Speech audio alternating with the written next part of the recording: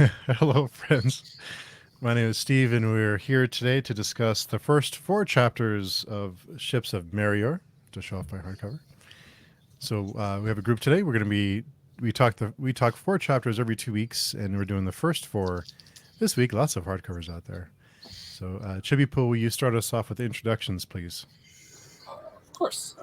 As always, I'm Chibipoe. I'm a longtime reader of Janny's works and these books here. I post some reviews here and there, and stuff on Twitter, and that's about it. Nice. My name's Chris Moen. I sometimes make YouTube videos, sometimes appear on Steve's channel talking nonsense as Varsha's kind of put it. Not necessarily about me, but just in general as a theme. It's about ideas, and sometimes good, sometimes not. But yes, first time reader of this book and the series in general. Nice. Jared? My first time reading Ships of Merior 2. I'm a weekend warrior for a YouTube channel, and I'm enjoying this thoroughly. Nice. And Robin? Yeah, I'm Robin. I have a YouTube channel, Bookend and Biscuits, which I sometimes post to. And I guess a long time reader of Janny Wurts because of her other series, but first time reader of this series and this book in particular. Enjoying it greatly, so looking forward to the discussions. Nice. And Varsha?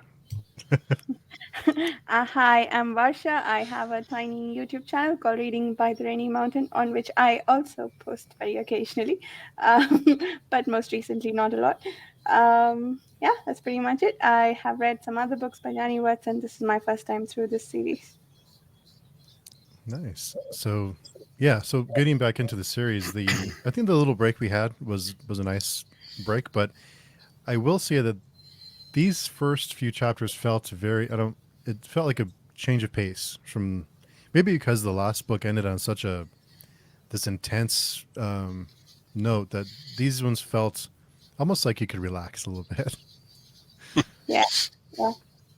And I found myself liking Darker a lot more in this one. It was a lot more fun. It was mostly, I didn't like him very much in the previous book, but I do now. Well, one thing I noticed right off the bat that this book doesn't have a prologue like most books do. Just starts right off the bat with chapter 1, and we're jumping right in like 5 years later, I think, from the end of the last book, and so there's a lot of like catching up that we have to do, and I noticed that it's like Steve said, it's a lot slower pace. There's a lot of us getting a sense of where they're at, and there's apparently there's some sort of peace that was brokered, I believe, and held since that last final battle, and and you see Dakar up to his old tricks, getting in trouble with drink and the law and stuff like that. So that was amusing, and it was actually fun to read on that part of it. And I was surprised at how thorough Arathon's disguise was, that Dakar wouldn't notice him at all. That was that ties into whatever magic they're applying there or something like that, and so that was interesting to see right off the bat. It's interesting how sort of whimsical the first chapter is in some ways as they kind of go along. You think back to the previous book, so much heavy world building and lots of names, all that kind of stuff, and here it's just kind of following Dakar around at the start as he's kind of falling from bar to bar, kind of still being a bit of an oaf, still being a bit of a fool. And even by the end, when he gets himself into trouble, it's still in this kind of dumb kind of way. He kind of falls into trouble.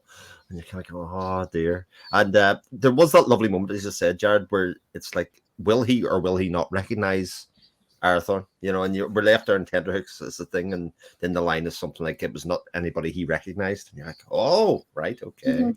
Because you're thinking this is such coincidence that they've come together at this stage, especially for the most hunted man in the galaxy, so to speak. Right. That he basically travels on his party, and he's like, I don't know who he is. I just know the other guy. He's famous.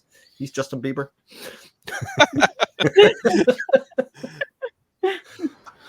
Now I'm gonna always have an image of Justin Bieber reading about him now. No.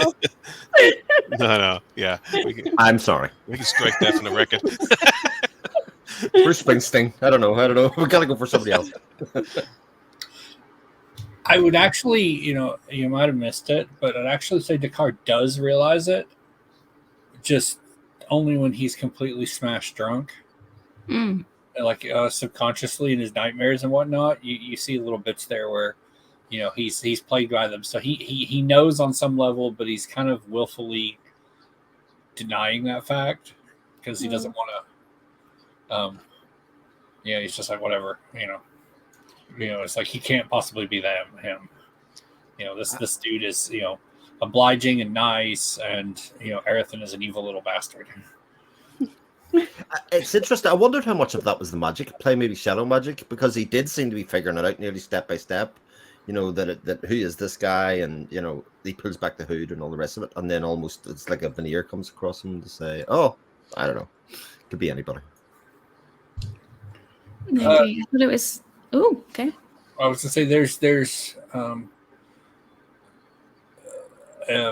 one important fact that we know from the end of Curse that Dakar doesn't know, and so that's also misleading him because he doesn't know that fact. So when he triggers his mage sight and whatnot, expecting a reaction out of Arathon, he's not going to get one, and so he's like, okay, this can't be Arathon, but he doesn't know why he's not getting one. That's interesting. So did he not get a reaction out of Arathon because Arathon has lost his own mage sight, or was it because he was just schooling himself to not react? No, it was the mage sight. Yeah, he doesn't have that. So, as far as Medlier could tell, Dakar was just waving his fingers in his face. I mean, Arathon probably knew what he was doing, but just from reasoning it out. But Yeah, because I was going to say that was one of the things that I was thinking about, how he was keeping up his disguise, and I guess it must be from the other mages, because obviously it put in there quite a lot that he didn't have his power anymore, or that he occasionally felt it when he was playing, but apart from that, it wasn't around or hadn't come back yet. So it was interesting to see how that was being applied to him if it wasn't directly from him. So did Arathon lose his ability to weave shadow as well at the end of the last book, or just lose mage sight? just mage sight. His access to and anything he can do with shadow still remains. He can't amplify it with magic, but he could I think he can affect color spectrum too. So he could absolutely. Oh, I see. Himself. Oh, I misgot that completely. I thought he'd lost all of his abilities as part of the thing, not just part of it. But I obviously misread that. I think at the end of the last book, he was still weaving shadow, but after he had lost his mage sight, if I remember correctly, he was doing some magic, but he couldn't see the world at the level that mages could, I think. Okay. Well, that's good. That's clarified, because that could get very confusing for me. And was it explained how exactly he lost the mage sight? Was it by choice, or was it something that happened to him? I kind of missed that. At the end of during the fight at the end of Curse, there's a point where they get cornered by some headhunters, and he uses his mage gifts to, unmake, as he puts it, a thing, which is an abuse of the talent, and it like feedback and shock, does damage to the pathways that he channels the magic through. So apparently they'll heal, but there may be something else that's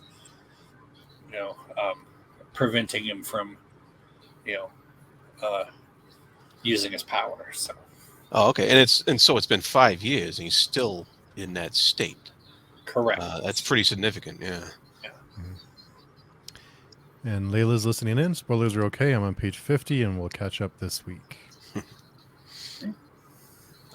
Yeah. And I noticed like the rest of the first chapter kind of serves to catch us up what they've been up to for the past 5 years through the this section called Petition, which is kind of more about focused on Arathon. And then there's a section called Grant that's kind of more focused on Lysair. And it was kind of good to get that background, of where they all are and like what's been going on the past 5 years. So I thought that was well done. Yeah, I thought it was interesting because Arathorn, it's the contrast of two characters, isn't it? Arathorn's almost like living his best life. He's as afflicted by the curse as anybody else, insofar as, but he's just living his dream. And I suppose Lysair is as well, but in a much more, dark and foreboding way than Arathorn. He's very prominent and kind of needs to get his face out there, whereas obviously, Arathorn's hiding from a lot of scrying eyes. It was quite interesting how you had that. You had like this whole entire kingdom, like he's the worst thing in the world, and we've got to smash him, we've got to kill him, and Arathorn's just there like no, living my dreams, don't even care about them. So yeah, it's a big difference. Yeah, I admit when I first while I was familiar with her stuff when I first picked the series up, this was actually my first book in the series. So I had not read Curse at all when I read this one. Oh wow!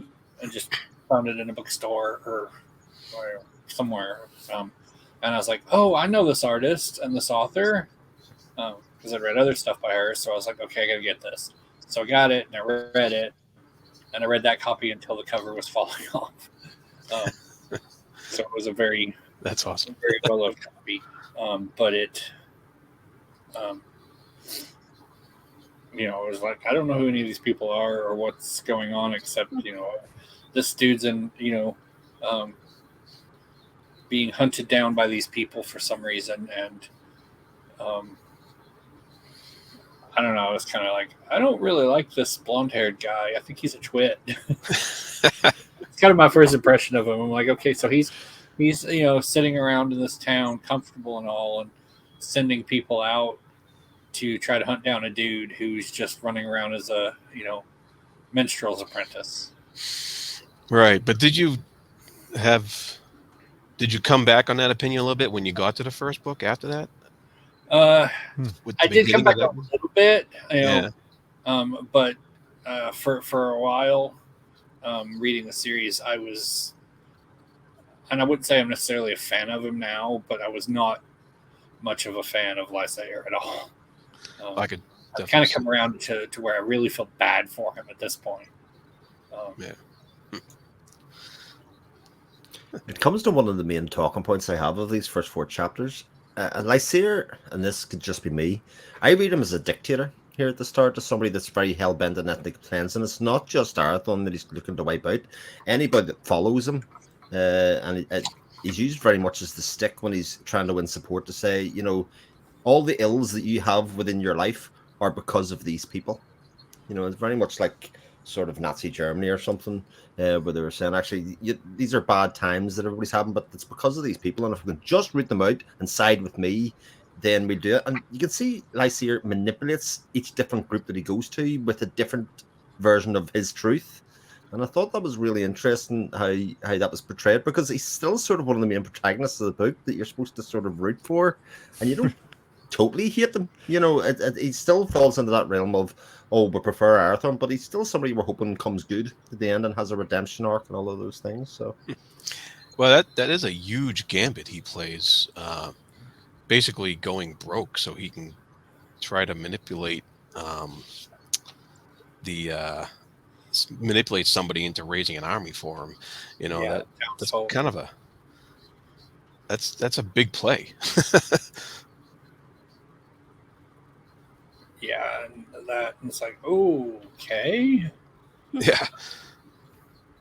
I guess it's a big play as well because he doesn't necessarily know that they're not going to kill him. I know he assumes that they're not going to kill him, but really just to rely on the fact that they still think of him as their king in the future, it was quite a big gamble for that as well. Not just the fact that the town would give him an army, but the fact he would even survive the running in the pass anyway. So, yeah, big ask. Yeah. I wonder if he had guest honor, right? So maybe he sort of knew that they wouldn't kill him, but that's not true for the rest of his army. They had them completely trapped, so they could have killed every single one. They just stole from them, like, or took their stuff from them instead. Yeah. It I was a big also, risk. huge risk. I don't know, I can't remember her name, but the person who's like running the place in his stead currently, I like the way through the books there's a real importance or thought process on what she wears when she meets certain people. So like she wore that black one when she was meeting someone else. On this one, he picked out that she'd worn the significant that she was trying to give something away, but what she was wearing to him at that point as well. And I thought that was really interesting how she's kind of setting her presence by actually what she's wearing when she meets them. I thought it was an interesting detail I really liked. Yeah. And to add to that, like, it was also interesting that she wore the same thing, I think, both when she met Arathon's representatives and her own king as well, possible king. Yeah. Yeah, but There was sorry, go ahead. sorry, go ahead. Varsha, I was going to start a new topic, so maybe go ahead. Well, what I was going to say about Talith was, I think it's interesting. While he's sort of set up as the dictator, he uses her, and she's very much a willing member in his planning. You know, and what he's going to do. He's very much, and not using her in a way that he's controlling her. He's using her for what he sees as the right moment to use her, and has a very prominent role to play in the kingdom and in the setting up of his kingdom. Yeah. I think I have a feeling we haven't seen a lot of Talith yet, other than to be told that she's very beautiful. So I will talk about it later, but there was a point in this book when I decided I like Ilera. Like, there are some characters for whom I can pinpoint the specific location where I'm like, here's where I like this person. And I think I did that for Ilera this time, and I have a feeling I like Tanith later on. Yeah. I'll start a somewhat connected but newish topic. I think in the last book there were some points where it felt like Lyser's, sure, he's being cursed by the Mistwraith and he's being used sort of to hurt Arathon. But there were some statements in there like, the Mistwraith wouldn't have found room where there was none to manipulate Lyser this way. But I think there was something that the Fellowship discovered this time that feels like maybe it's a lot deeper than that. That maybe Lysa really is very helpless in how the Mistwraith is controlling his mind or whatever, influencing how he behaves. So I thought that was interesting. So we got one perspective then, and then now it feels like a little bit of a, not necessarily pivot, but a different opinion into that. A little bit. It's more that as long as further away you put things from involving Arathon, the more of its own self-awareness and the real person will shine through. But if it comes up to the topic of Arathon, or anything that he feels that Lysair feels is unjust, then that's where it's been completely twisted around. So it's like you gotta separate it away from that, and he gets to be more of who he's supposed to be. But now he's surrounded himself with an agenda that basically occupies his mind fully with Arathon, right?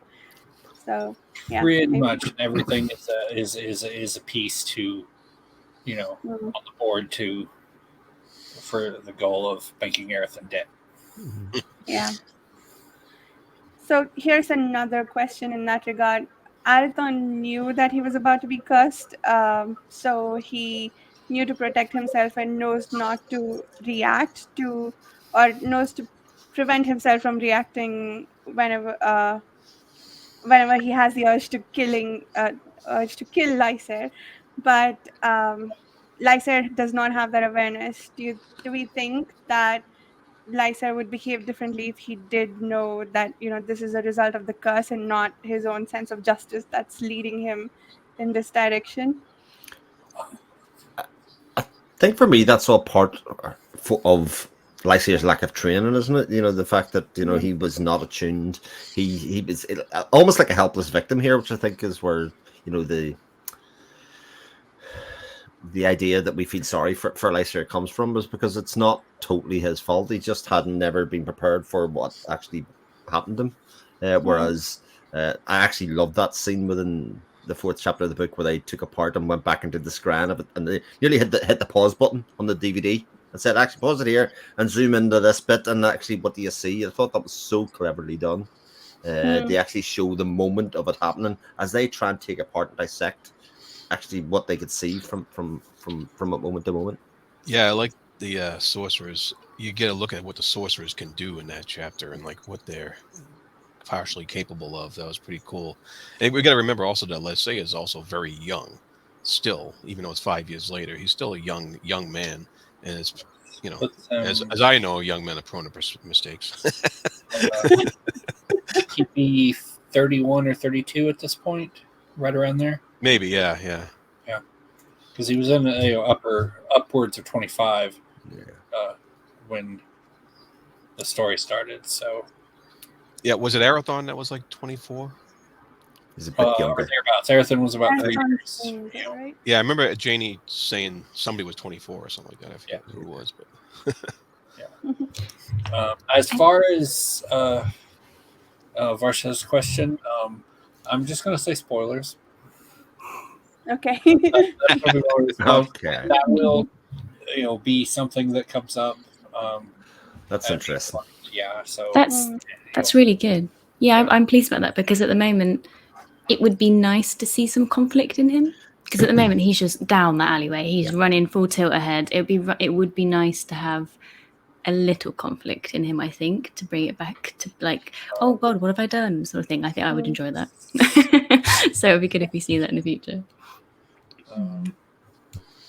if we consider them one book, then if you're looking at hardcover, you'll see some of that within this volume. If you're looking at the hardcover, if you're not looking at the hardcover, then you'll see it in a little bit of it in Warhost. Oh yeah, because they're split, aren't they? Yeah. Okay. Paperback, and then I do like how we go to revisit scenes and it not feel like the wool was pulled over our eyes the first time. Because it'd be very easy to kind of say, oh, yeah, you do miss this, or like revisionist history, of going back and revisiting it. No, we only had one angle of looking at it, and then coming to revisit things that happened can feel fresh then, and just feel like, oh, this is just new information. This gives me insight into either thought processes or what people could do or who was controlling the situation. But chapter 2 gave us a very good contrast, because we see what Lysia is up to as far as chasing down this evil shadow sorcerer that he proclaims.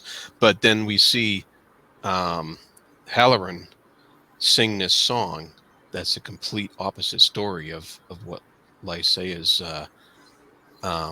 pushing, and I love how that was done with we had that song in there that's sung to this bar that doesn't seem very receptive to what he's saying. They just like the song, but he's saying pretty much the opposite. He's praising Arathon and not Lysia, whereas the normal news being put out by Lysayers that Arathon needs to be taken down. So that was very cool, I thought, especially since, you know, then that guy goes and gets them all in trouble as well. But after that,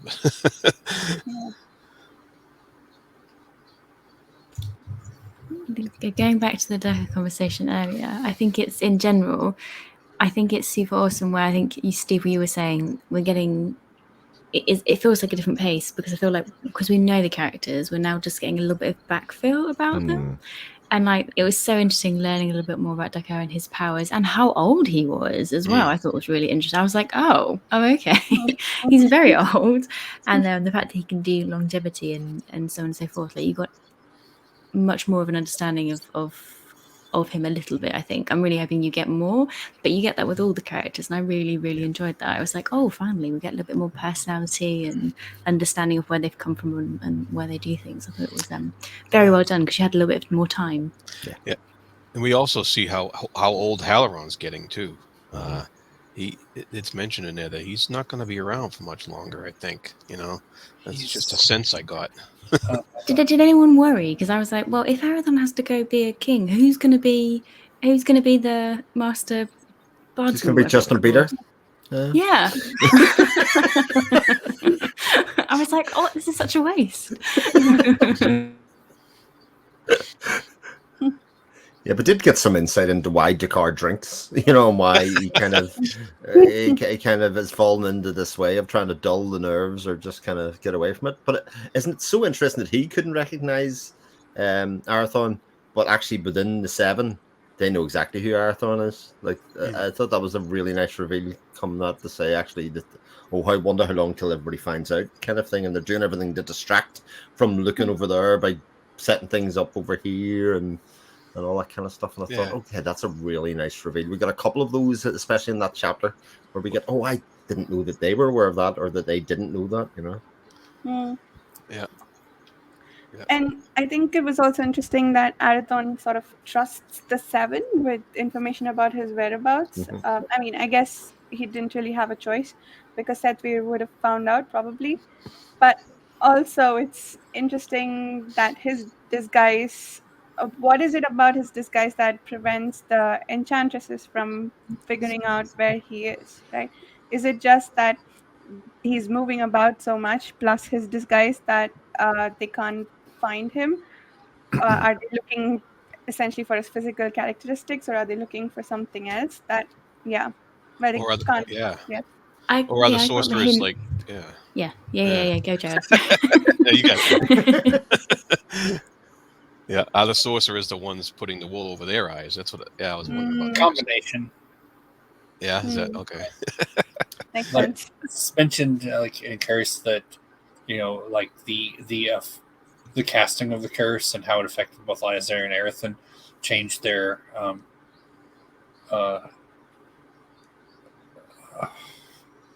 spiritual pattern, whatever term you want to use for it, and affected that. So, you know, the Coriani are looking for one thing, but usually looking in the wrong place. Plus, you know, the seven throwing up, it's like, oh, well, you know, we're doing this over here, but it has nothing to do with you, but it's going to screw up your thing. And they're like, you know, and she's like, oh, there was, you know, inadvertent interference from them. I'm like, wow, you have no idea. They wrecked your thing on purpose. Right. And there's also not the big outpourings of power that they're probably looking for from Marathon. You know, somebody who's as powerful as he is. They mentioned about Dakar's even manipulation of the bugs, I suppose, whatever way you want to talk about it, how that could have drawn attention. They kind of float that idea in there. And if he's literally only very sparingly playing the guitar or not playing the guitar, or the ramp as it is, then, you know, there's none of that to be found. He's just a dude. Just a dude. Just a dude. Has Ilera seen Arathon play? Because I can't remember if that was in the thing that they did at the end of the book, when the enchantresses found out information about Arathon. Did they also know that he was a good musician?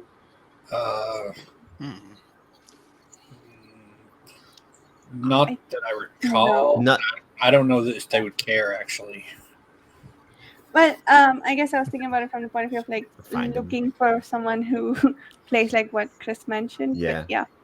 Oh, although I think it's Laura kind of says she knows who he is at his heart. You know, she can sense him just from his actions and who he is as a person, and try not to use that. So maybe she does know at some level.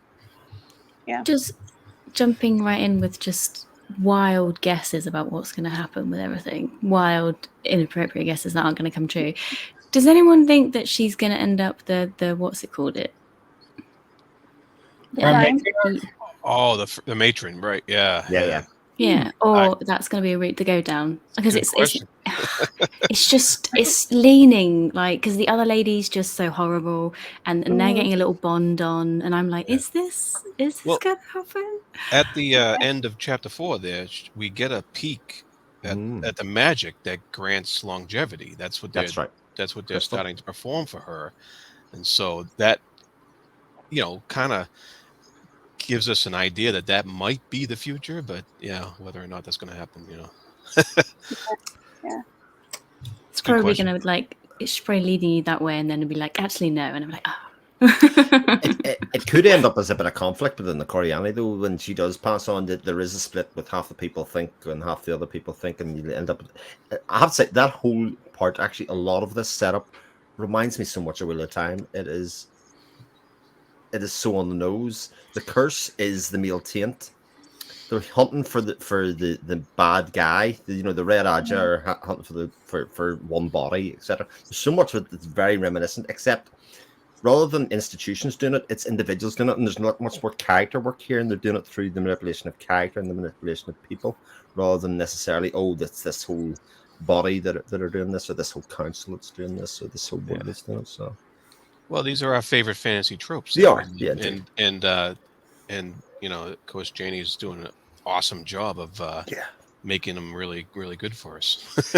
But it's that's what I was going to say. Like it's the same kind of trope, but it feels different. Do you know what I mean? It's almost hidden in plain sight, and I think partly because we're kind of going into this quite deeply. It feels like we're thinking we're going to have to talk about this in a couple of chapters' time. What do I see? What do I think? It forces you to kind of evaluate it more than you probably would if you were reading from cover to cover. Yeah.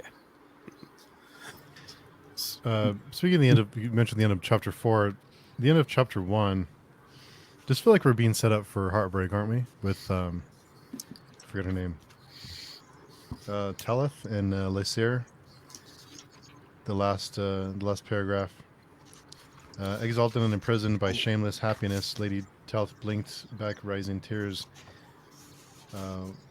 What was Avenor to become if we built but a broader base of support for wider campaigns and more armies? She understood with a rage that drove her to hate them more fiercely. Lysir would never have peace, nor would he ever fully become hers until the day the Master of Shadow was found and run down to finally safely put to death. So I would say she's doomed. Yeah, it's like It's not heartbreak if you don't like them, though. If you don't like the couple, it's not heartbreak. It's too early. That's what you're saying, Rob. There's more couples we don't like that other series. But no, definitely. I think that romance is not going to end well. But I'm like, well, she probably deserves it. I don't know. She made her choices. She wore the black dress, right? She wore. She knew. Yeah. I cannot say anything. Oh, geez, yeah, of course not. I'm not saying anything. I'm not confirming. I'm not denying.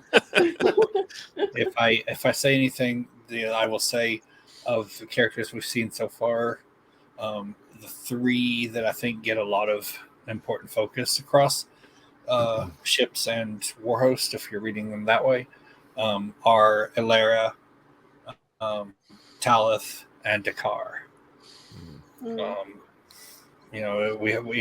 have the others, of course, Erethan and Lysair and others, but there's a lot of interesting developments across the entirety of arc 2 for those 3. Good. Yeah, I thought over the course of these 160 odd pages in the paperback, we spent very little time with Lysair and Arathon, like just hanging out with them. It was mostly all the other characters. I thought that was interesting. Yeah. And also welcome, because they're the people that we've seen least in the first book. We've seen a lot of Yeah. Lysair and Arathon. Yeah. Yep. Yeah. And one I thing I like. Oh, sorry, go ahead. No, you go. You go. So one thing that I do like is when you do see Lysair and Arathon, a lot of it, you're not in their head. You're seeing them through the lens of somebody else. That's true. It's especially prominent here, and it's really, really interesting. I mean, there are moments you'll get into their head, for sure, but you just the take is like, oh yeah, no, we're seeing Arathon through Dakar's point of view, which is understandably biased and so forth, and or Lysair through Talith's eyes and so on. Yeah. And I really like the way she does that. Yeah, she doesn't box us in with point of view. She gives us the story that she needs to give us. I noticed that. I notice a trend nowadays to have these strict point of view chapters and stuff like that. But she really gives us everything we need as far as to bring that story forth. I like the style. Yeah. And sorry, go ahead. go ahead, Varsha. No. I was going to say, on that subject, in the scene where they cast strands again, last time we saw it through Dakar's point of view, and this time through Varane. That's his name, right? Yes. And so I was thinking, we see it through the point of view of someone far less powerful than one of the Fellowship sorcerers. So we get only the information that A, they think is important, and B, is probably vastly incomplete, because I think there's a thing at the end of the previous book when Traith tells Ilera that she's significant to Arathon's well-being or whatever, but we don't see any of that when they cast the strands from Dakar's point of view, right? So I thought that was interesting, because we get a lot of information, but it's still pretty incomplete. Maybe we'll find out more from both the castings later on. Yeah, that's a good point. Yep. And it's also revealed how they know some of these things. When they do this prediction in the future, we see that it's through the scrying. They can kind of just take the herbs and kind of do that, and see some point in the future, and then say, actually, well, we see you there at this stage, or that you are holding him or something. That would give it away. And it does kind of mean, a bit like Jared said, that every time we get a new point of view or another way to look at it, it can very skillfully just be given to us as just another layer, another bit of the story, or another bit of the motivation, without it feeling like a cheat. I really, really adored the part where you've got them all coming together, where they go visit the V guy. I can't remember his name. Varane? Yeah, with the cats. I loved the whole way that scene was done, down to like the food, down to having the tea ready, their interactions, the discussions they were having. I thought that was so like cozy and awesome, and it gave again loads of information. Like they told you how crazy dangerous the scrying is, which I think was alluded to previously, but then they highlight it by saying that the ethereal, again, I'm terrible with names, but he died. That's how he lost his corporeal form. Like, that's how he, where? Because that's how he became the incorporeal. Can't say that word either. I'm doing really well.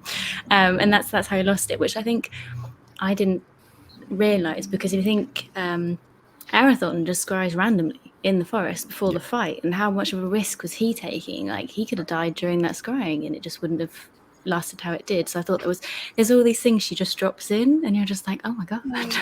And then I just but I like the cats and the wizards, because I thought that was just the way they did that whole scene was just brilliant. How they bounced off of each other and the discussions, that was probably my favorite part. Yeah, so really good. It's like, these guys are colleagues who've known each other for a very, very long time. Yeah. But it's something I thought of as, a lot of people like, when they ask about the magic and everything, and how it just sort of slides under the radar, that how immensely powerful these guys are. And I thought about it, and I realized that it's because it's to them, when you look at it for like the Seven and everything, it's not an impressive, crazy, from their point of view, it's nothing out of the ordinary. It's All just right. stuff they can do. So they don't, what would seem absolutely terrifying to, someone who can't do that. To them, it's like, yeah, well, I don't know, this is Tuesday. I kind of feel it's like, I mean, not to say they take it lightly, but it's a thing that they're used to. Yeah. So they don't think of it in the same terms. But they prepare accordingly. Like, it is a dangerous thing, but they are prepared. They are worried for each other. They know that it could go wrong, but actually within safe hands and know where to push, they are comfortable within it. Yep. Yeah. And I think that's another thing, that seeing the casting, at least from Dakar and Varaine's point of view, gives us, is the sense of how powerful the magic is that they're doing at that moment, and also the risks that they are taking also, I suppose. Yeah. It was also a good contrast between Varaine and Dakar, and how they approached the scrying, because Dakar was kind of just all over the place, and you could see someone who takes their training a little more seriously is a lot more grounded. And wasn't like going off on random tangents and needing someone to put a hand on his shoulder and hey, focus. Yeah. I think one of the most interesting things about that whole chapter 4 is that the language is no less complex than it is in any other chapter. And I think it spoke to actually how comfortable you're getting with the style of writing, the use of language, exactly how easy that the whole chapter was to read within what was quite an intricate kind of scene. That there was a lot of projection. There was a lot of things happening in the present. It could have and should have probably been very easy to get lost between what was happening in the vision, what was happening between the characters, and what was happening in the present, and it just didn't feel like that. I think I felt probably more comfortable than any other part of the book actually reading that section. Yeah, I agree. And I think that was one of my favorite chapters so far, because we got to see the Fellowship in a lot closer detail. Yeah. And I guess the camaraderie between them as well. Yeah. And a lot of information that we got about the world, like the fact that what you mentioned earlier, Robin, that Cardamon didn't voluntarily become incorporeal. I thought that was a decision you could take. Maybe it is, but yeah, that's, and I guess it seems to be a farm that they don't necessarily want to be in. Yeah, even though it apparently gives them advantages, like they can go out into the stars.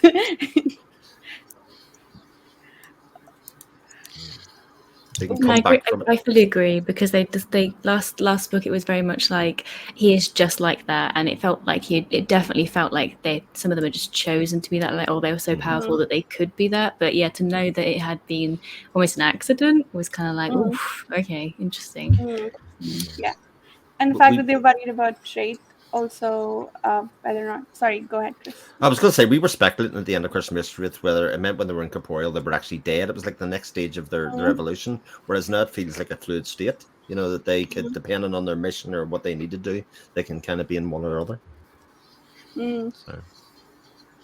Yeah. At least if they still have their bodies, but yes, it indeed. seems like you can lose it. So what about the sorcerer that went out of trying to figure out? So it seems like the worlds are elemental, right? Like they have specific forms of worlds. Like there's a water world and there's an ice world and a desert. I don't remember what else Luhain was looking at, but yeah, I'd love to find out more about what Luhain is up to. That was really interesting. I also had a question. This is me not being able to do maths and things, but how many of them are there currently? Is it 5? And then there's 4, and then there's one missing one, and then there's the one traitor one. who's been put to wherever. So that's one missing. There's one missing. Davian, who's the betrayer, who's Yeah. nowhere. Salatus is the missing one, and then Caradmon is off doing his thing, and they haven't heard from him in a little while. He's off for trying to find the The province. unicorn people. Yeah. No, he's tracking. Caradmon's trying to find. Oh yes, information the about this race. yeah. That was it. Oh yes. the Okay, yeah. disc, So 2 people are kind of off on missions. One's a traitor, and the rest of them are okay. Thank you. I had a question about Arathon seemed to send a magical message to the sorcerers at the end of chapter 3 there. Did he get a response? I couldn't remember if he got a response to that. He hasn't received the response yet. Sethvir, before he heads off to Mirthlane, Yeah. is starts writing things down. Right. Okay. And and gives, if I remember correctly, gives Sandir some stuff to deliver to Arathon. Okay. And then in the 4th chapter in the disclosure sections, it mentions something about tapping a power lane as a means of passage. So that was another form of like powerful magic that we kind of got introduced to that I wasn't quite aware of before, and I thought that was very interesting. I think we did meet that in the last book when they went from, after they dealt with the snakes, they used that same lane to go to Rathain, I guess the first place where Arathon gets his made sight about the Paravians.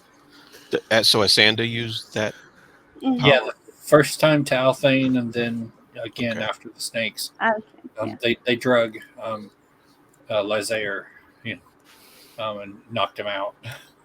Or Arathon, him and Arathon. Oh, okay. All right. That makes sense now. But I think, like a lot of the book, these kind of ideas will, every time they get used, we'll understand a bit more about them. Yeah, that's the way I always feel about them. Yeah. And there's so much information packed into these things. Yeah. It's easy to miss this stuff sometimes. We did get to see it in a lot more detail in this book though, than we did last time. But yeah. Yeah, I often feel like with these chats, I should have a right. I didn't quite understand this. Somebody fill in the blank for me. Part,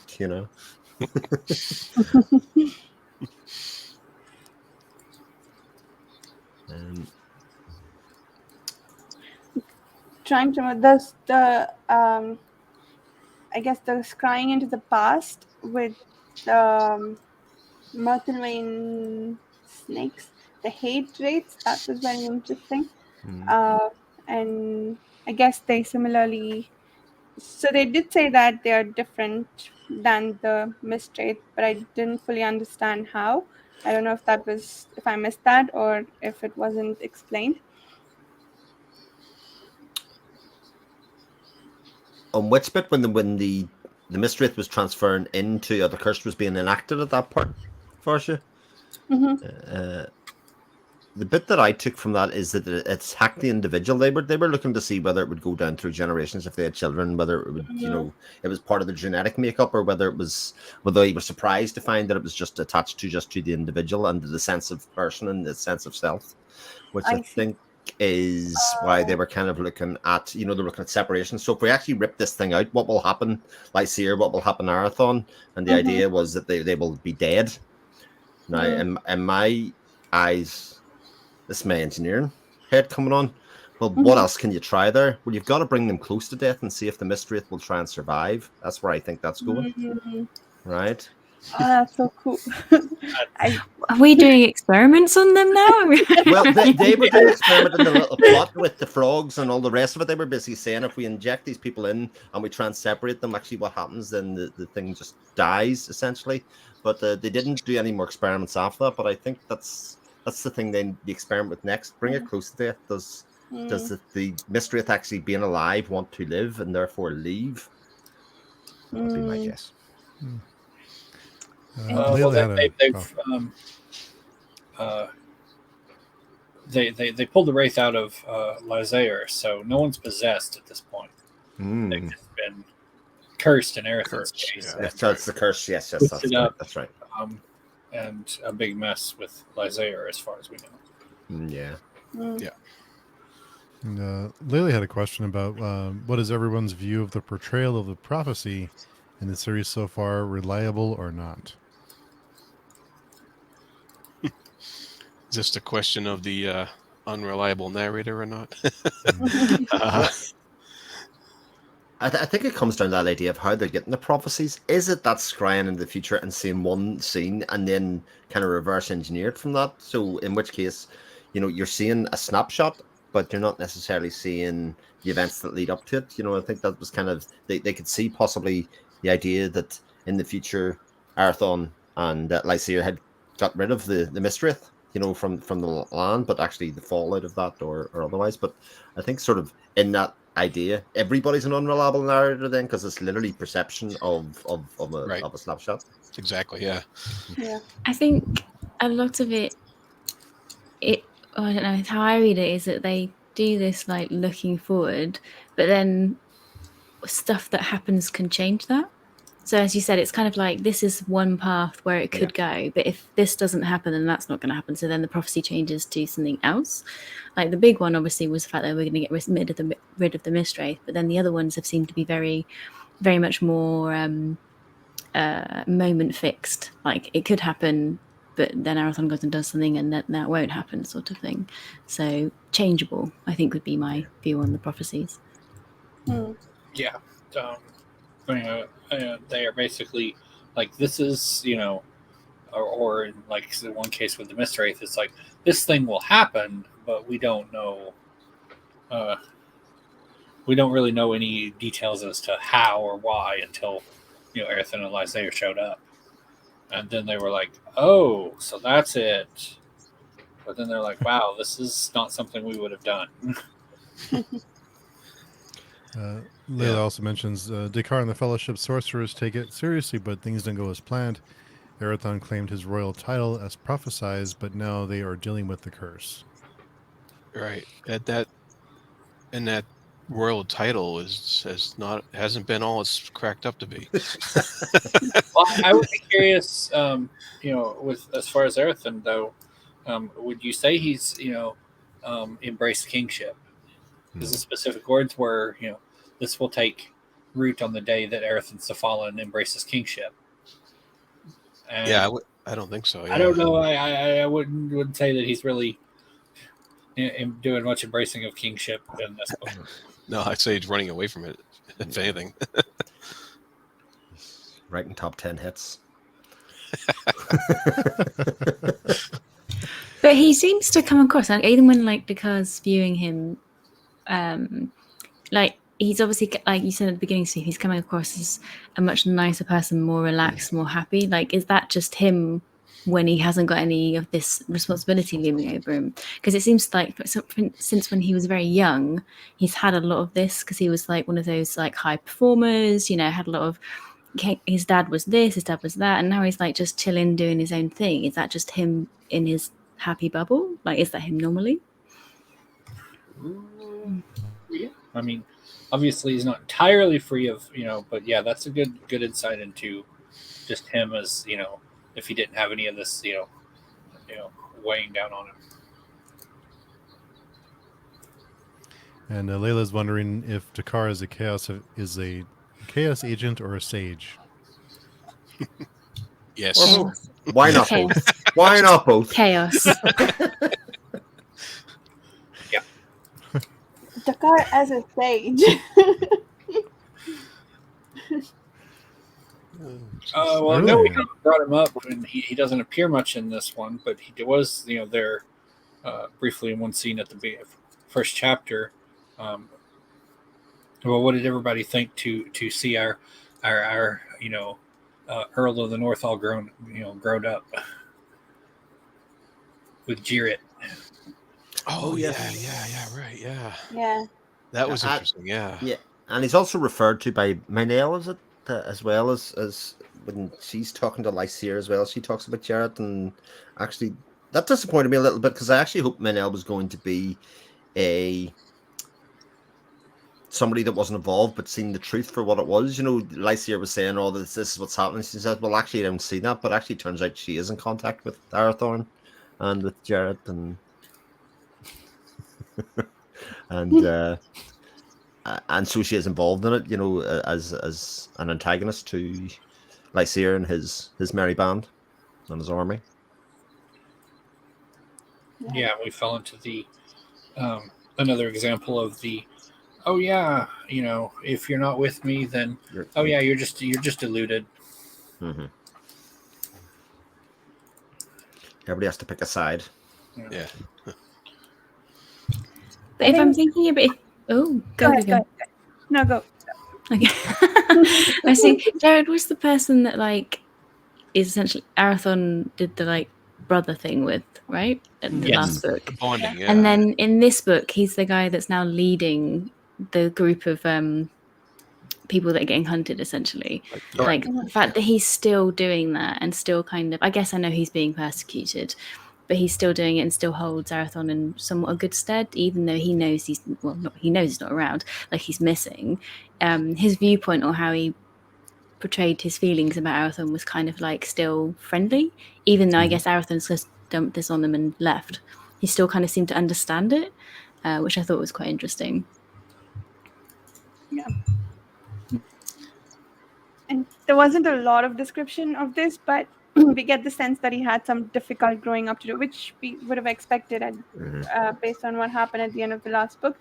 But I love how little room it took to catch us up to him, tell us he's had a difficult life so far, and show what a strong man he has become or is about to become. So yeah, I really like that scene.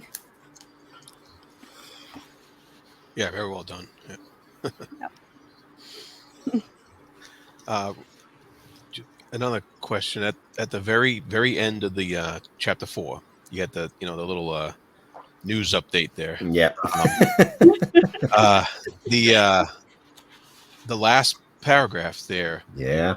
They mentioned something about these armory walls bearing traces of an earth witch's marks of concealment. I had no idea what that was talking about. Does anybody know? That will come up in a chapter or 2. Is that something that's going to come up later? Okay, and then there was also something that mentioned about treatises on black powder. Is that like a foreshadowing of like gunpowder or something, or is that something else? It's briefly mentioned in the meeting, where they talk about Alestron and somebody messing around with black powder, and that ties into that snippet. Yeah, they're talking about it. They're kind of oh, he's found the recipe again or something. They've rediscovered it, and then they were trying for that not to happen. From the sounds of it, is kind of what I got from. So the wizards are against that, basically. Yeah. They're oh, he's found it again, and they're they have to go and do something about it. Okay. I think was what was just I got of it anyway. Yeah, so that seemed just like some seeds planted for future problems here. So. There is some good stuff coming. I have no doubt. Yes. Another thing that I thought was interesting is the fact that they were only aware that they were going to live for 500 years. That was it was a discovery. I kind of thought that was like a known thing to everybody from early on in Curse. Yeah. The Coriani, Yeah, but the drink from the fountain. And how the knock-on effect that had, insofar that this curse and this fight and this war was going to go on for a long time. They couldn't just wait it out. This was going to have a long-standing impact, and that obviously the knock-on effect of having Allura then have to lengthen her life as a result.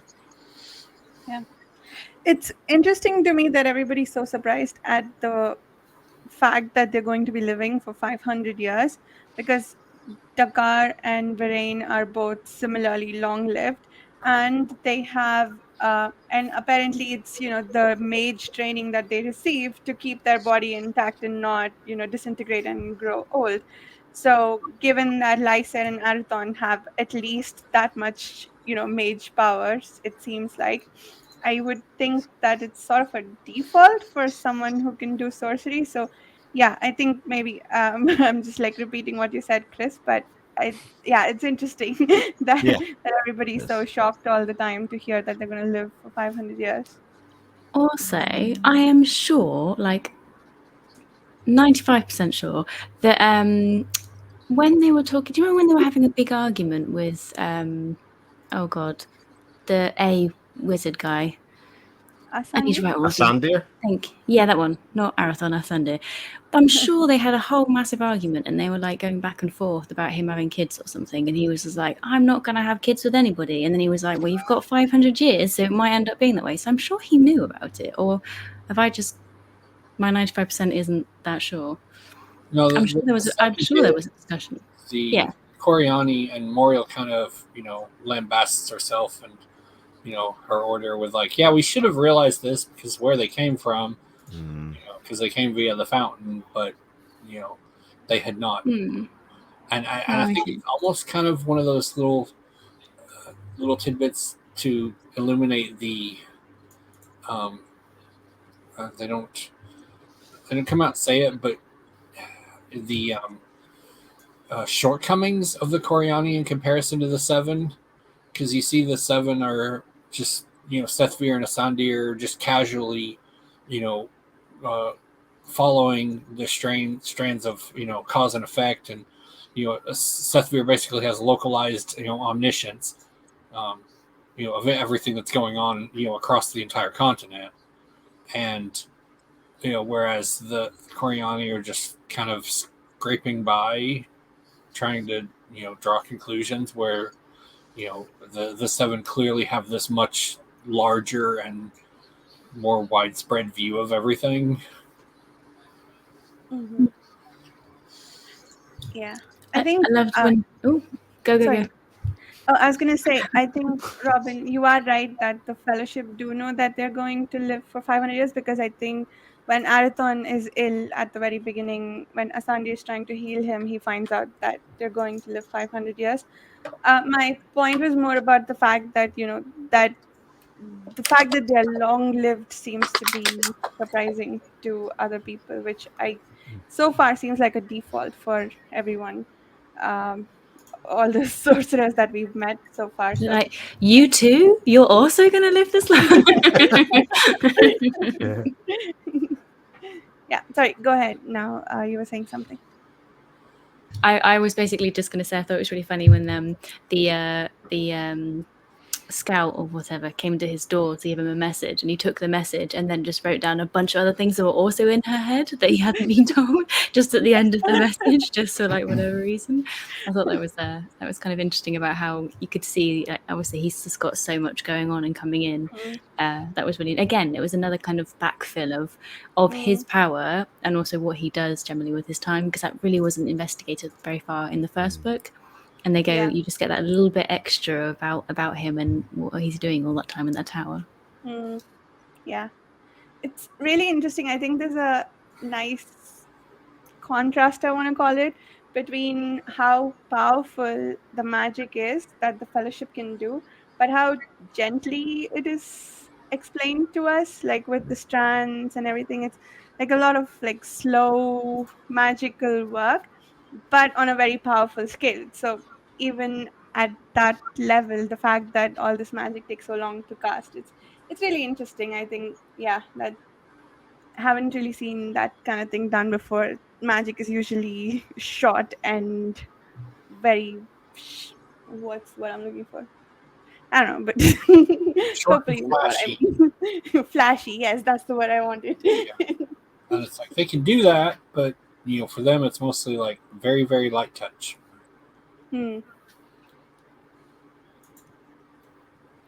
It's okay, Varsha. We know it's early for you. Good morning. Well, I gotta say, I had to exercise some extreme restraint not to keep reading past chapter 4. I am sitting here with. I'm honestly can't wait for the next meeting because we stopped at chapter 4, and I'm like, oh, Because I'll be continuing on definitely it's so good. tonight. Yeah. And there's been It felt things like that people have said, and I'm like, no, I can't say anything. I can't say anything. They will get answers. it feels like we've reached a bit of a tipping point, though. Like I feel like the fun is going to be over very soon, and things are going to get difficult. You may be onto something there. It depends on your definition of fun. Fun, yeah. But I think it is interesting. Every time we come to a set of 4 chapters, it feels like one of like the perfect stopping point a lot of the time. You know, these 4 Yeah. chapter runs. Maybe it's that each chapter is so complete in itself Yeah. that any Yeah. stopping anywhere would be a good stopping point. I think these chapters are quite unusual as to what I'm used to because they're quite chunky and they have subsections almost. So it's like it's not really a chapter as such, is how I find it. It's really weird. It's like a section and then you move on to the next section. I think it's completely different how I've read other books before. I'm enjoying it immensely, but it is they're very total in their each bit. So I think I go with you, Varsha. I think whatever kind of section or chapter you finish on is almost a good place to bring it to a discussion. Yeah, that seems to be her style and what people need to get used to when they're reading her stuff, and it feeds into her style. And it's I enjoy it a lot. I can't wait to get going tonight. Because you read something like The Expanse, and The Expanse has a chapter every like 5 pages. And you Yeah, but it's almost for The Expanse. At least you'd be like, I can read a chapter before bed. right. Because on this one, if you read a chapter before bed, you'd be up until Varsha now.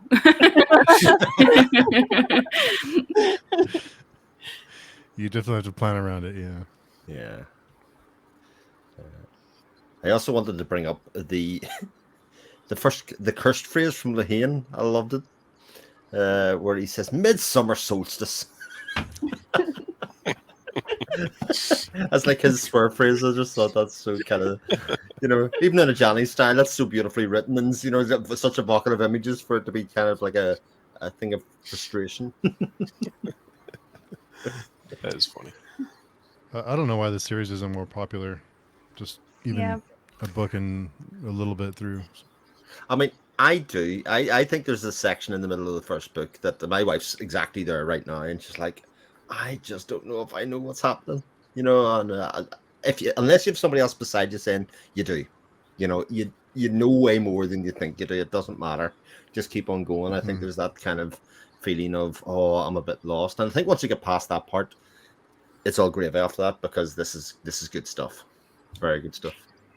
Yeah, no, Chris, when were we discussing this? But I'm sure we discussed it, and I said the exact same thing. I was like, you're reading it, and I kind of feel like I'm really going back and I'm reading the paragraph, and I'm like, I'm still not quite there yet, but you've just got to trust it. It's just like, you've got to trust that in the next paragraph, you'll be like, Yeah, exactly. It comes back around. Okay. And I think unless you have that prompt, you kind of feel like the book's too smart for you or something, or something that's more going on that you don't understand. It's going to be really important. And I think that's partly because it all feels important. And it's only when we get through to this point that, and one of the things I took away from speaking to Janny was, it'll come back around again. Don't worry about it. Don't fascinate it on the fact that the lane situation, that there are different lanes. It's coming back again. The magic of the fellowship, it's coming back again. You're going to get a bit more exploration, a bit more depth that'll add into it, and then you'll go, oh, I understand this a little bit more, and then you go. Chibi, what did you feel like? Okay, because you said you read the second book first, and I'm finding this easier to read. So how did you find going to the first book later on, once you'd already know the characters and the writing style? Did you find it? Do you think you would have found it harder the other way around? I don't think I would have. But as I mentioned, I had read other, I'd read Cycle of Fire and Master of White Storm and, several others by her by that point. So that was part of why I, saw it, because the cover art and everything struck me as very similar to Master of White Storm. And then I saw the name and I was like, oh, I'm like, I know this. I want this, because I enjoyed that a lot. Mm-hmm. And but I can see, and some of that is hindsight now, just giving it a more critical eye. I can see how people are put off by the first book in some ways. I don't. I mean, I can see why they would be. I don't entirely understand it, but because I'm like, I didn't ever, even starting the second book and then coming back, I never had problems with following it. But I was a extreme book nerd, so Hobbit and Lord of the Rings very early. So. Yeah, well, it's a skill to reading too. The more you read, the more skill about reading you pick up. So, if you've been a reader all your life, I don't think you would have any problem getting into this. To me, it was like my family would used to joke that I basically taught myself to read, and then got the books that just once I got a hold of books, I was but it's a skill for life. Like for books that I can think of where I've tried to read the first in the series and I bounced off of it and didn't come back to it because I was like 15, 16. And if you've heard her talk about it, Janny said that, this is kind of intended for an adult audience, as far as reading comprehension. So I was definitely not the intended audience, but I never had a problem. I would say that when I was younger, though, I was much more... I felt more able to just go with the flow because I didn't expect to understand it all. Yeah. I think as you get older, you expect to understand what you're reading. So maybe that's making it kind of harder. Because when I was young, I used to read books and not understand half of it and just enjoy the reading process. Yeah. So I think maybe that's kind of as you get older, you kind of want to be fed all of that. And maybe this one's a little bit harder because you've got to work for it a little bit more. Although I said we've all enjoyed it, we've all loved it. It's really good. But I think you do have to, as we said, go with the flow and then just try and slow down and go with it. Whereas in a lot of books, The Expanse actually is a good example. They spoon feed you. It's entirely different, so it's much easier to get into. I wonder if there's a thing where somebody goes, they're reading this, going, "This seems really good. This seems really dense," but nobody talks about this series. It must be crap. Yeah. I think it's like I've dropped into Reddit a couple times with my reviews and trying to get people in there, and it's like I get people viewing it, but no one really comments, and I'm like, it's kind of disappointing. I'm like, other than people who've already read it, and they're like, "This is great," and but other people, every once in a while, when you get someone who just rolls it, swans in, just basically like and then they're like, oh, blah blah blah blah blah blah blah, it starts trashing the prose or whatever, and I'm like, okay, stop hitting my favorite book. But we live in a world where the most popular fantasy series are enormous, epic, like quite dense. I mean, is Sanderson dense? You think? I think that's probably the most popular. Would you consider that dense? He's definitely not, but I'm thinking more Jordan. Sanderson's easy to read. I'm thinking, Erickson and, any of the really big, massive, long tomes that sort of mirror this in sort of length, if nothing else. Most popular is probably Martin, but that's true. But he's not finished either, so maybe he goes there. Because I think certain places like Reddit or certain areas have like their favorite books that they're like. Certain series get a lot of attention and like constantly, even after you read them, they get lots of attention. I think with Malazan, just because I think it's a good series to compare to this one. I think because you don't know what's happening, like you have to just go with it. Like Robin said, you have to just like. That was a good point too. Like, I think we get into a certain rhythm and we want to know certain things before we keep going. But just letting go, and I think people encouraging other people to read Malazan and say you're not going to get it, just keep going. I think this series needs people like that just to say, look, you may not understand, it'll pay off, just keep reading.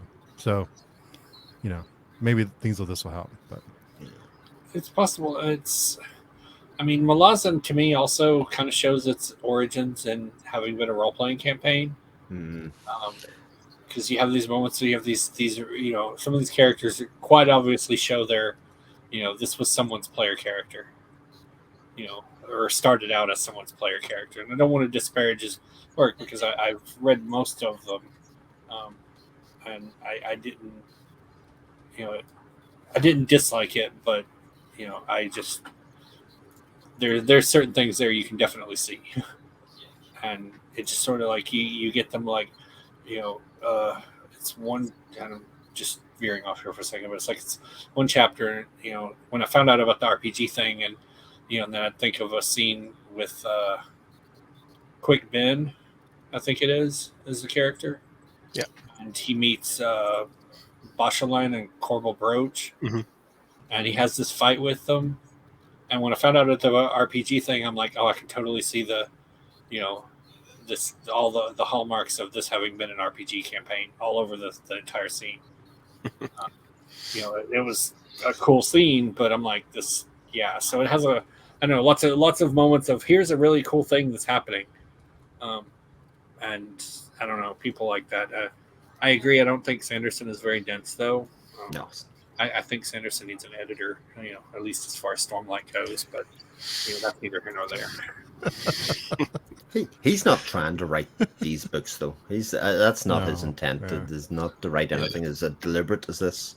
Yeah. I mean, and with Malazan, those scenes, that scene you're talking about, are pretty few and far between. It's just them having fun. It doesn't, the rest of the series there's a lot more to it. But yeah, I agree with Wurts. I just think that's one of the things that I wish more people would go on about is that same kind of fervor and saying, hey, just stick with it. You're going to get it. And it's going to be rewarding when you're done. Yeah. That's the thing. It's going to be rewarding. It's going to give you that sense of that aesthetic reaction that you're looking for, I think going into this one, not having someone to help you along, like, I think just going into this book blind and going into Malazan, I think this is a lot less confusing than Malazan is. A lot less confusing. Yeah, it doesn't throw fantasy like it uses new world terminology very sparingly, I think, and when it does, it's pretty clear from the context what it is. So I don't know of any reason to not really follow along very well, at least in the beginning, except for like maybe a harder vocabulary than we might be used to. But it's not confusing in the way other fantasy books might be, where it's just a lot of words that you don't understand. Like that's one of the reasons like people tend to find Malazan confusing in the beginning. Is just it's a lot of words that you don't understand. Like what does a warden mean? What is that? And I didn't feel like that reading these books. So they're not even very difficult to follow world building wise. So yeah. No, not at all. Yeah. I agree with that. Yeah. Yeah, I think it's more of a style that people need to get used to, and I think once you do, it's awesome. I love her style. What's the? It's not instant gratification. No. Yeah. Yeah. That's true. But it doesn't have a long run. Like I'd say by 14, 15 chapters in, and you get to the end of the first book, you're like, right, okay, I'm in this. Like I can read this quite easily. I could, there's this is really that's only like 80 pages in the Expanse. Yeah, we have a pretty good sense of things. Like just using the Malazan comparison, as I read through them, I was like, what is this? Where am I? What is even happening? I was like, am I in the past, present? I don't understand. I'm on a whole other continent. Who are these people? I was just reading about these other guys the last book, and now I'm somewhere else entirely. And I did half the time I was like, I don't understand how any of this ties together, because it just seems like there was just more and more stuff being thrown at me. And yeah, Wurts isn't doing that. She's telling you a story, and it's very tightly focused. It's very tightly focused, yeah. And Malazan, that's by design, partially. So it's a different experience. Yeah, Varsha's gonna have a lot of work on her hands when we start here in July. Lots of questions for Varsha. I don't know if you're up for it, Varsha. It's going to be a lot. So I'm gonna see how much I understand on my second read through. Hopefully a lot more than the first, but also I can freely Google things when I finish the series. So That's true. Yeah, that's true. It's going to be a lot of fun. I'm looking forward to that. yes. For those who don't know, just to pitch it really quick, Varsha will be our guide. So on her channel, we're going to restart Malazan here in July or so, and we're going to be meeting. We're not sure how often, but a very relaxed reading pace to read Malazan. So anyone who's interested, it's going to be an undertaking, but it's going to be fun. Yeah, it's my favorite series so far of all the ones I've read. So I'm really excited to be able to talk about it the way we're doing this one. Yeah, it's It's fun. going to be good. Yeah. So anything else from these first 4 that you guys can think of? All talked out. Yeah, I think so. Jared just needs the stream to end so they can go straight into Yeah. picking up chapter 5. It's like, all talked out, need more to read now.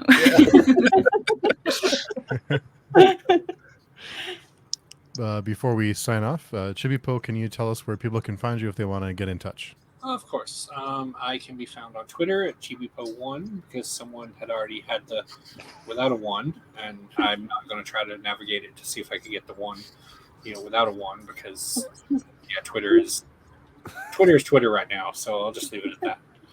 Everybody knows. I'm also on Goodreads, and I'm going to plug just very briefly here for everybody. Though if you haven't read all the way through, you might not want to watch, or listen. But Under the Radar, Blaze is going to have a podcast very soon. I absolutely don't know any dates for this, but there's probably going to be some pretty big announcements there. So, stay tuned. Very Nice. soon. Very, very soon. That's all for me. Nice. Chris? You can find me on my YouTube channel, which is just up my name, Chris Moan. You can find me on the Patreon forums, or you can find me on Twitter at 7 o'clock shadow, lurking, posting replies, liking people's posts, that kind of thing. Jared? You can find me on my channel, The Fantasy Thinker, and I'm on Instagram at The Fantasy Thinker as well. And I'm also on the Page Chewing forums. Yes. And Robin, don't plug Pop-Tarts.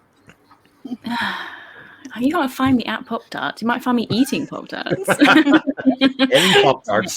Any Pop-Tarts. Very true. Yeah, you can find me at Bookend and Biscuits, my YouTube channel, or Book and Biscuit, just singular, on Twitter, where I'm relatively active. I am on Instagram, but I think we've discussed before, don't really go on there a lot, or on Page Chewing forums, which are awesome. So yeah. And Varsha with the best outro ever. You can find me on my YouTube channel, Reading by the Rainy Mountain, and more direct ways to reach me on the About page. Nice.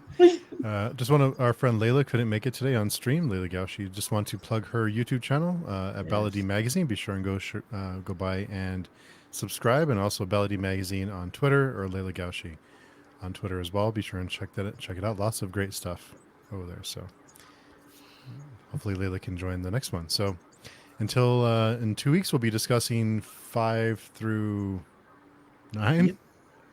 Yep. And 5, 6. math is hard. Is it 8 or 9? 8, 5. I think it's 8. 5, 6, 7, 8. 8, Yeah. 5 through 8. Okay. 5 through 8. Sorry. Jeez.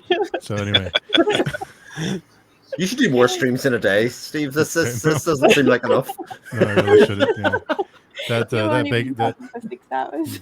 that Baker stream was something. So Oh, yeah, boy. that was a fun one. But so anyway, go ahead, the Chibipoe. thumbnail for your channel update that you posted earlier, where you're holding the hardback of ships, and you just got this little smug look on your face. You're like, "Yeah, I have a hardcover." And you Yeah. I have to, I gotta show it off when I can. got to flex. Yeah, gotta flex when I can. Yeah. So thanks again, everyone, and we will see everyone here in 2 weeks for the next 4 chapters, and looking forward to it. So we'll see everyone then. See you then.